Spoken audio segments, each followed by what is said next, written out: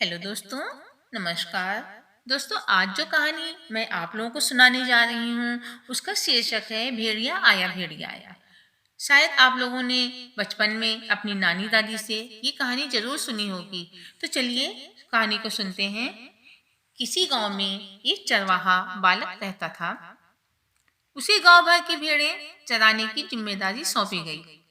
वह भेड़ों को प्रतिदिन पहाड़ी पर स्थित चरागाह में ले जाता और उन्हें चरने के लिए छोड़ देता और वो सारा दिन वहीं रहता था।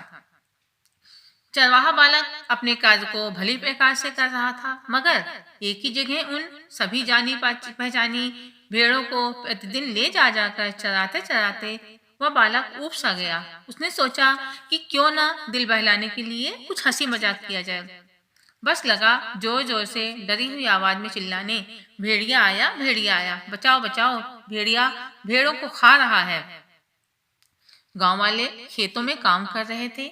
उन्होंने चरवाहे की डरी हुई आवाजें सुनी तो जो भी उनके हाथ में आया वह लेकर भेड़िए को मारने के लिए पहाड़ी की ओर दौड़ पड़े।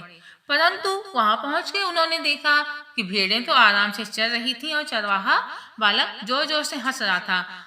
कहाँ है भेड़िया? गांव वाले क्रोध में बोले, मगर चरवाहा हंसता ही रहा।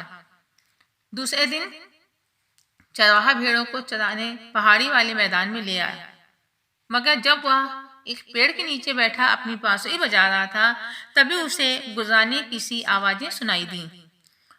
उसने सिर उठाकर देखा तो कुछ दूर पर सचमुच एक बड़ा सा भयानक भेड़िया गुजराता हुआ भेड़ों की ओर बढ़ रहा था। भेड़ों ने एक खूंखार भेड़िए को अपनी ओर बढ़ते हुए देखा तो मिमियाकर इधर उधर भागने लगी। चरवाहा बालक भयभीत हो गया और जोर जोर से चिल्लाने लगा, भेड़िया आया, बचाओ बचाओ, भेड़िया आया। लेकिन गांव वालों को उसकी बातों पर विश्वास नहीं हुआ, क्योंकि वो पहले भी झूठ बोलकर चिल्ला चुका था। इस बार वह बहुत डरा हुआ था। वह चिल्ला चिल्ला कर सहायता की पुकार कर रहा था और कांप रहा था और गांव वालों की ओर आशा भरी नजरों से देख रहा था कि शायद कोई उसे बचाने के लिए आ जाए। लेकिन गांव वालों को उसकी बात पर विश्वास नहीं हुआ। उन्होंने सोचा कि चरवाहा मजाक कर रहा होगा, इसलिए वहां से कोई भी नहीं आया।